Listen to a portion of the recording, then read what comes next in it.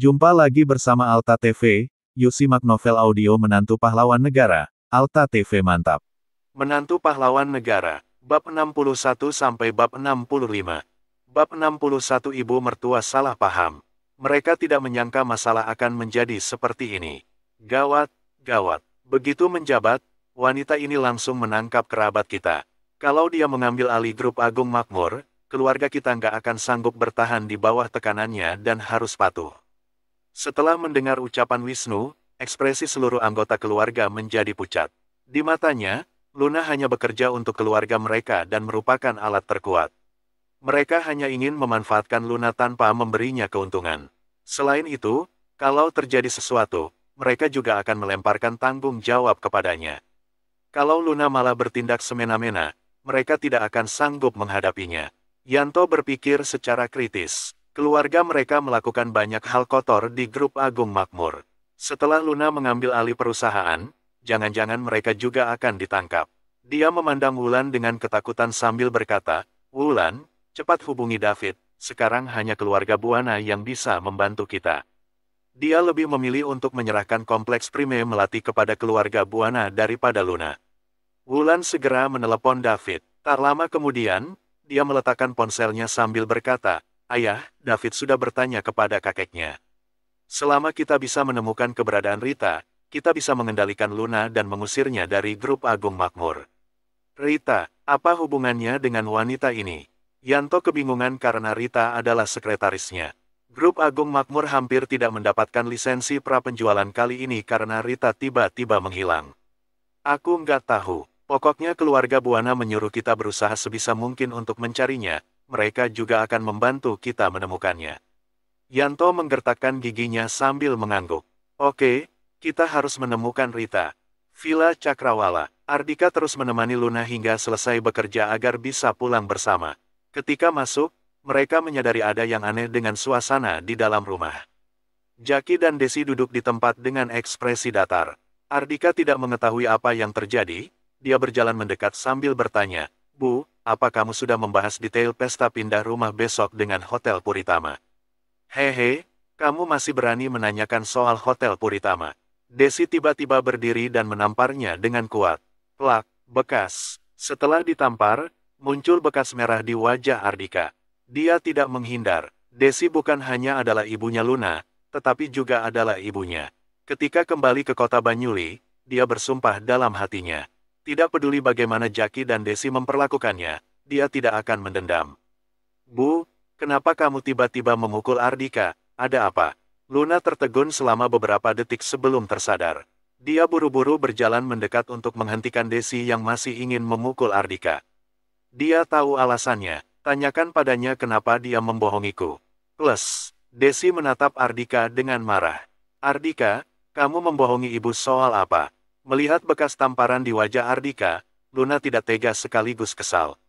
Ardika pasti sudah melakukan hal yang membuat ibunya emosi, kalau tidak, ibunya tidak akan memukul Ardika. Sore tadi, mereka bahkan masih bercanda tawa. Ardika berkata dengan tenang, "Bu, aku nggak mengerti maksudmu. Kamu masih pura-pura bodoh." Desi berkata dengan marah, "Kamu membohongi kami di hadapan Luna. Kamu bilang kamu mengenal bos Hotel Puritama dan memesan Hall Utopia, ternyata Tuan Ardika yang memesan Hall Utopia bukan kamu." Desi sangat marah karena diusir di depan umum.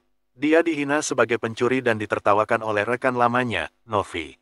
Pada saat itu, dia sangat putus asa dan sangat ingin bunuh diri. Untungnya, Peter muncul untuk membantunya. "Bu, siapa yang bilang Tuan Ardika itu bukan aku? Bukankah Pak Yono sudah keluar untuk melayani kita?" Ardika mengerutkan kening, dia masih tidak memahami apa yang terjadi. Bisa-bisanya masih berbohong. Dia bilang salah orang. Melihat Ardika masih menyangkal, Desi pun menunjuk ke pintu sambil berkata, "Keluar dari rumah kami sekarang juga, aku nggak punya menantu sepertimu. Aku akan menyuruh Luna bercerai denganmu." Ekspresi Ardika sontak berubah. Dia bisa menerima diperlakukan seburuk apapun, tetapi dia tidak akan bercerai dengan Luna. Ekspresi Luna pun berubah muram. "Bu, kenapa kamu mengusir Ardika? Dialah pemilik Villa Cakrawala, lagian aku nggak akan bercerai dengannya. Tuan Henry yang memberikan Villa Cakrawala kepadamu, nggak ada hubungannya dengan dia." Desi yang emosi benar-benar tidak bisa mengendalikan diri. Ya sudah, kalau dia nggak berguna, bisa-bisanya dia berbohong dan membual bahwa dia mengenal orang penting itu. Aku nggak akan mengizinkan putriku hidup bersama orang seperti ini. Cepat atau lambat, dia akan mencelakaimu. Bab 62 diasingkan. Desi makin menggebu-gebu. Dia mulai memukul dan menendang Ardika untuk mengusir Ardika dari Villa Cakrawala. Ardika, keluarlah dulu. Mari bicara setelah aku menenangkan ibu. Karena tidak berdaya menghadapi Desi, Luna terpaksa menyuruh Ardika keluar dulu. Ardika keluar sambil menahan amarahnya. Sesampai di luar, Ardika langsung menelepon Jessica dan berkata dengan nada dingin, "Apa yang terjadi di Hotel Puritama?" "Mereka bilang orang yang memesan Hall Utopia bukan aku, mereka salah mengenali orang." Jessica yang berada di ujung lain telepon dapat merasakan amarahnya yang membara. "Pak, aku kurang teliti dalam bekerja. Aku akan segera mencari tahu kebenaran dan melaporkannya padamu." Ardika menutup telepon, lalu menyalakan rokok sambil menunggu dengan ekspresi datar. 5 menit kemudian, Jessica meneleponnya. "Pak, sudah kuselidiki. Setelah Bapak meninggalkan Hotel Puritama sore tadi, Pak Yono langsung membuang Bu Desi ke jalanan. Katanya, Peter yang memerintahkannya untuk melakukan ini." Jessica melaporkan dengan cemas. Ardika bertanya, "Maksudmu, Peter lah dalang di balik semua ini?" Jessica mengembuskan napas lega. Dia adalah orang yang mengetahui identitas Ardika, jadi dia tentu tahu konsekuensi dari membuat Ardika marah. "Oh ya, setelah Peter menyuruh orang untuk mengusir Bu Desi, dia muncul." Jessica menceritakan soal Peter menamparkan Yono, mengusir keluarga Novi dan Hotel Puritama kembali mengizinkan Desi mengadakan pesta pindah rumah di Hall Utopia. Licik sekali. Ardika mendengus dingin, dia mengetahui tujuan Peter. Namun, sayangnya, trik licik ini berhasil mengelabui orang seperti Desi. Sekarang, ibu mertuanya sangat membencinya. "Jessica, buat Pak Yono itu menghilang dari kota Banyulis selamanya," kata Ardika dengan nada dingin. Meskipun Peter yang memerintahkan Yono untuk berbuat seperti itu, dialah yang melempar Desi ke jalanan. Kesalahan ini tidak dapat dimaafkan. Mengusirnya dari kota Banyuli adalah semacam hukuman. Jessica berkata dengan ragu-ragu, "Pak, demi berakting, Peter juga memecat Pak Yono. Dia bisa membongkar niat busuk Peter. Aku nggak membutuhkan orang licik sepertinya untuk bersaksi." Ardika menyela, "Anak berbuat salah, orang tua harus bertanggung jawab. Aku ingin ayahnya Peter yang meminta maaf pada ibu mertuaku secara pribadi." Setelah mengetahui kebenaran, dia tidak terburu-buru untuk masuk, dia hanya menelepon Luna. Luna segera keluar dengan ekspresi dingin. "Ardika, apa yang terjadi hari ini? Ibuku dibuang ke jalanan dan ditertawakan oleh banyak orang. Sekarang dia sangat membencimu." Luna mengetahui seluruh kejadian itu dari Desi. Dia juga sangat emosi hingga langsung memarahi Ardika. Karena dia bersedia keluar, dia pasti ingin mendengar penjelasan dari Ardika. Jadi, Ardika pun menceritakan soal Peter. Ternyata seperti itu. Luna sangat marah. Dia hendak masuk untuk memberitahu Desi dan membongkar wujud asli Peter. Ardika menghentikannya. "Ibu sedang marah, nggak ada gunanya dijelaskan. Satu-satunya cara adalah menunjukkan kebenaran padanya. Jangan khawatir, kebenaran akan segera terungkap. Dia akan memaafkanku dan nggak akan memaksamu untuk bercerai denganku. Kalau ibu nggak memaafkanmu, malam ini kamu tidur di mana? Aku akan mencari tempat untuk tidur. Lagian kalau aku masuk, kita akan bertengkar lagi. Besok ibu akan mengadakan pesta, jangan memengaruhi suasana hatinya. Kita bicarakan setelah pesta berakhir. Mengenai tempat tinggal, Ardika bisa tidur di villa sebelah yang dibeli Draco." "Ardika, ibuku memukulmu seperti itu, kamu masih memikirkan perasaannya." Melihat bekas tamparan di wajah Ardika, Luna mengulurkan tangannya untuk menyentuh wajah Ardika. "Apa masih sakit? Sayang, ibumu adalah ibuku. Selama dia bahagia, rasa sakit ini bukanlah apa-apa bagiku." Ardika menggelengkan kepalanya sambil meraih tangan Luna. Kemudian, dia memiringkan wajah untuk mencium telapak tangan Luna. Luna seperti tersengat listrik, dia segera menarik kembali tangannya dan wajahnya pun memerah. Dia mendelik Ardika sambil bertanya, "Apa besok kamu akan menghadiri pesta pindah rumah?" "Tentu saja, aku bahkan sudah menyiapkan hadiah besar untuk ibu, kujamin dia akan sangat senang." Ardika berkata pada Luna, "Ya sudah, masuklah untuk menghibur ibu, aku pergi dulu." Setelah Luna masuk, dia langsung pergi ke Villa Draco yang berada di sebelah. Keesokan paginya, banyak orang yang datang ke Hall Utopia, semuanya adalah tetangga dan teman-teman Desi. Saat ini, Desi sedang mengobrol riang dengan beberapa temannya yang datang dari luar kota. Tiba-tiba, dia melihat Ardika berjalan mendekat dan ekspresinya langsung berubah muram. "Kenapa kamu datang?" tanya Desi dengan nada dingin. Bab 63 mewakili istri meminta maaf. Desi, apa dia calon menantumu? Di hari bahagia seperti ini, jangan marah-marah. Teman-teman lama dari luar kota tidak tahu bahwa Luna sudah menikah, jadi mereka memandang Ardika dengan penasaran. Mereka mengira Desi memperlakukan Ardika seperti itu karena Ardika adalah pacarnya Luna. Desi mendengus dingin sambil berkata, "Jangan asal bicara, dia nggak dengan hubungan apapun dengan keluarga kami." "Selamat, Bibi. Hari ini Bibi cantik sekali." Pada saat ini, Peter yang mengenakan jas mewah berjalan mendekat. Peter sungguh pandai berbicara, "Bibi sudah tua." Melihat Peter, Desi langsung tersenyum sambil menggandeng lengannya dengan ramah. "Desi, ini calon menantumu." "Iya. Kalian akrab sekali." Beberapa teman lama itu memandang Peter. Sikap mereka seolah-olah menunjukkan bahwa pemuda yang tampak kaya ini lebih cocok menjadi pacar Luna. Namanya Peter, dia anak yang sangat baik. Hotel Puritama ini milik keluarganya. Namun, kali ini Desi tidak membenarkan maupun menyangkal, dia malah memperkenalkan Peter dengan ambigu. Melihat reaksinya, cahaya kegembiraan melintas di mata Peter. Dia menyapa teman lama Desi dengan sopan, lalu menghampiri Luna. "Luna, aku sudah mengatur pesta pindah rumah dan melayani teman-teman keluarga kalian dengan baik. Kamu sudah capek bekerja, pergilah beristirahat dan banyak temani Bibi Desi." Perkataannya ini membuat beberapa teman lama Desi terus memujinya. Mereka bahkan mengatakan bahwa Peter sangat perhatian pada Luna. Desi hanya mengangguk sambil tersenyum. Makin dilihat, dia makin puas dengan Peter. "Munafik." Luna yang mengetahui kebenaran pun melontarkan satu kata ini dengan dingin sambil menunjukkan ekspresi menghina. Tony memang jahat, tetapi Peter lebih munafik. Keduanya adalah sifat yang dibenci oleh Luna. Kalau bukan karena ingin menjaga kehormatan keluarganya, dia pasti sudah menamparkan Peter. "Luna, kenapa kamu berbicara seperti itu pada Peter? Dia sudah banyak membantu keluarga kita dan menyiapkan pesta pindah rumah dengan baik. Kamu bukan hanya nggak berterima kasih padanya, tetapi juga bersikap kasar padanya. Apa kami pernah mengajarimu seperti ini?" Desi tiba-tiba marah. Mendengar ibunya mengucapkan kata-kata kasar seperti ini, Luna sangat kesal. "Bu, jangan tertipu olehnya. Dia nggak seperti yang kamu pikirkan." Karena emosi, dia ingin langsung membongkar wujud asli Peter. "Nggak seperti yang aku pikirkan. Aku bisa melihat semua usaha Peter, apa aku buta?" Namun, Desi tidak memberinya kesempatan untuk berbicara dan langsung membuatnya terdiam. Peter sangat puas. Dia membujuk Desi. "Bibi Desi, tenanglah. Jangan memarahi Luna, dia pasti salah paham padaku. Nanti aku akan bicara baik-baik padanya. Mana boleh, kamu sudah banyak membantu keluarga kami. Dia bukan hanya nggak berterima kasih, tetapi juga memarahimu." Perilakunya sungguh tercela. Emosi Desi sama sekali tidak mereda, dia malah memelototi Luna sambil berseru, "Cepat minta maaf pada Peter." Sekarang, semua orang tahu bahwa Desi serius.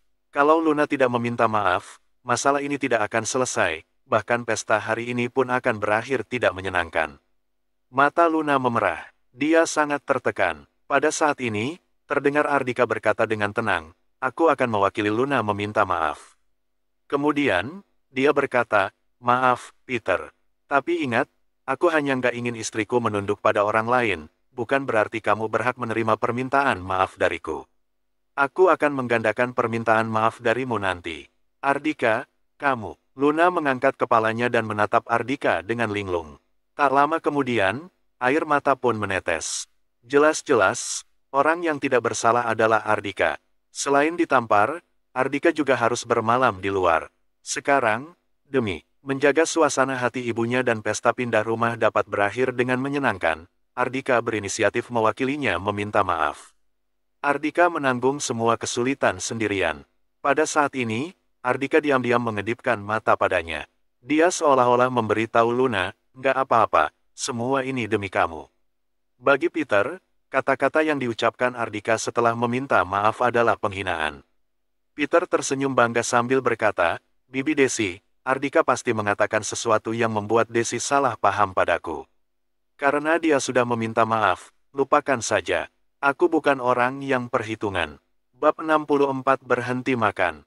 Kenapa kamu diam-diam mengadu domba lagi? Apa lagi yang bisa kamu lakukan selain berbohong? Desi memelototi Ardika dengan galak. Kalau bukan karena dia tidak ingin membesarkan masalah dan mempermalukan diri sendiri hingga teman-teman lamanya tahu bahwa Ardika adalah menantunya, dia sudah mengusir Ardika. "Bibi Desi, jangan marah. Pesta masih berlangsung, Bibi harus senang-senang. Jangan biarkan dia memengaruhi suasana hati Bibi." Peter berlagak baik lagi. Namun, Desi malah mendengarkan Peter. Dia mengabaikan Ardika sambil berkata, "Peter, pesta akan segera dimulai. Pergilah ke atas panggung untuk mewakili Bibi mengucapkan beberapa kata. Bibi nggak pandai berbicara, nanti malah ditertawakan orang." Peter tertegun sejenak sebelum bergembira. Bisa-bisanya Desi menyuruhnya mewakili Luna berpidato, dia memahami maksud Desi. "Bu, Peter bukan anggota keluarga kita, bagaimana bisa dia yang berpidato? Aku atau Ardika bisa mewakili ibu." Luna sangat panik. Desi memelototinya sambil berkata, "Diam kamu.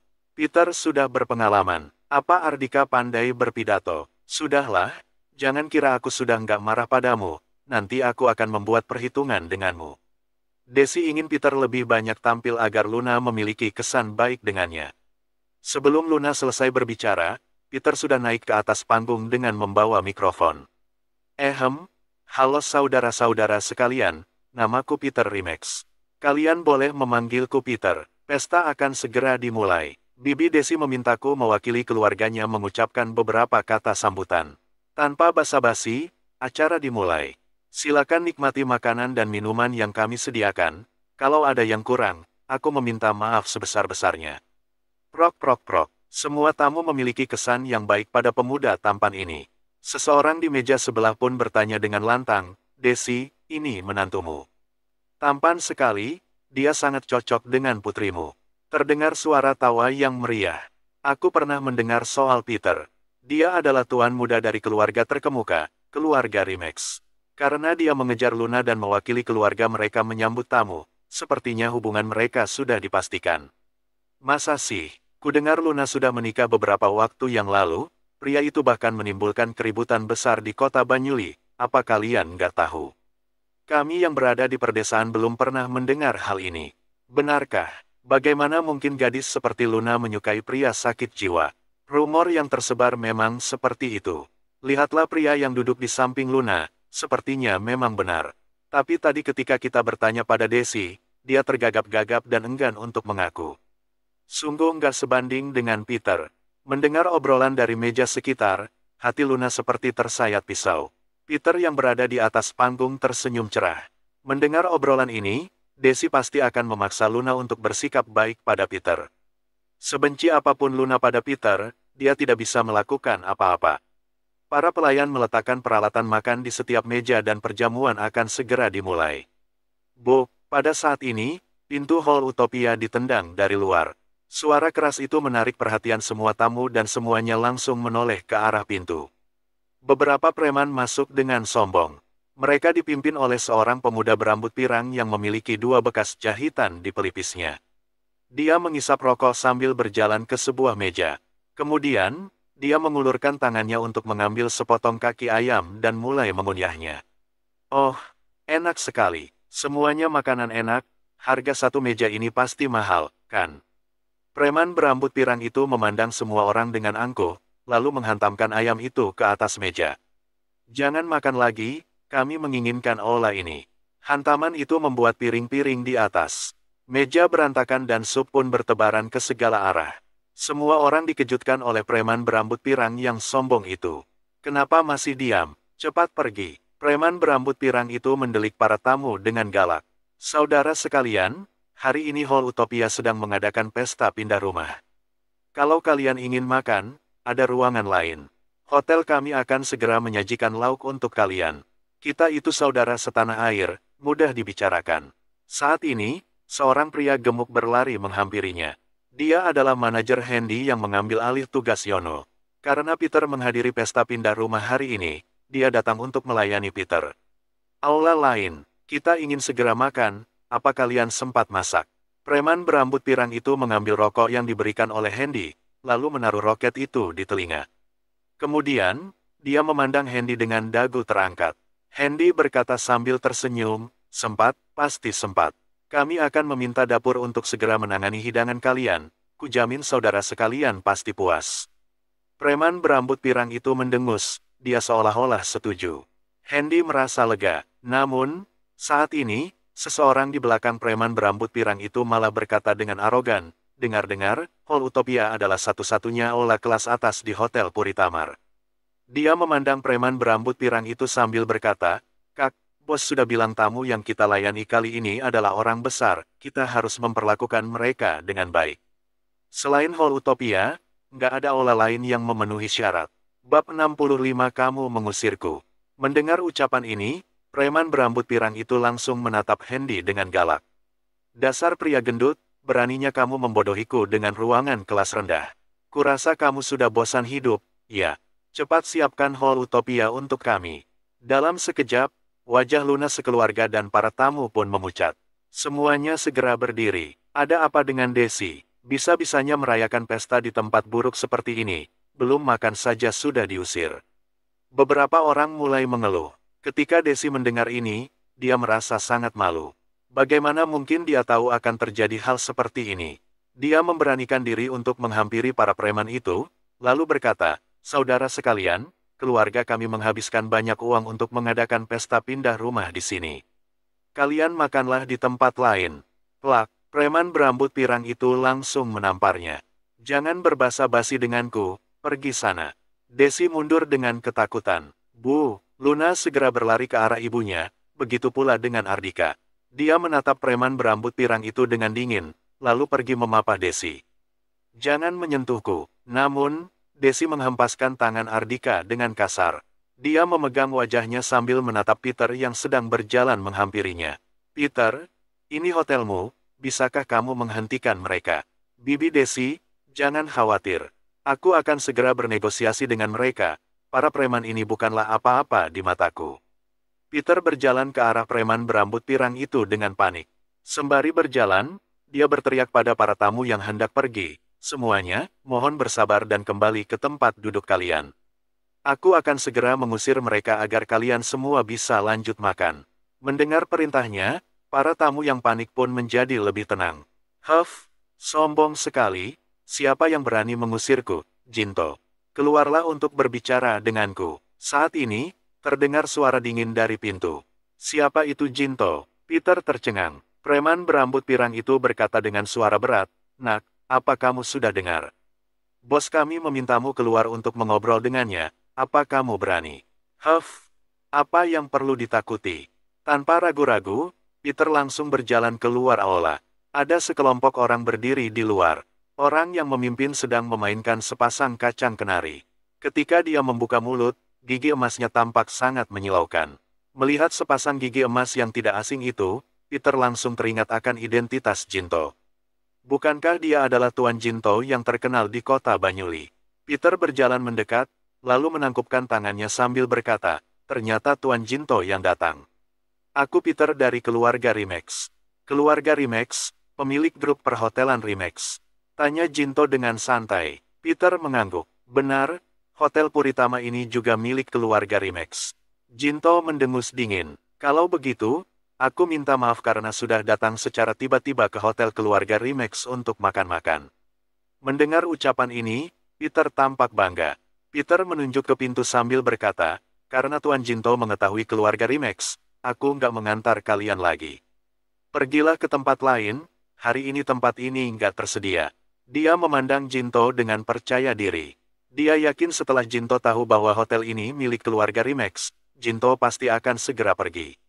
Kamu mengusirku. Jinto tersenyum. Senyuman itu tampak datar dan dingin.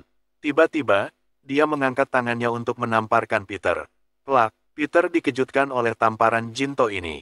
Jinto memandang Peter yang sedang memegang wajah dengan gugup sambil berkata, memangnya kenapa kalau kamu berasal dari keluarga Rimex?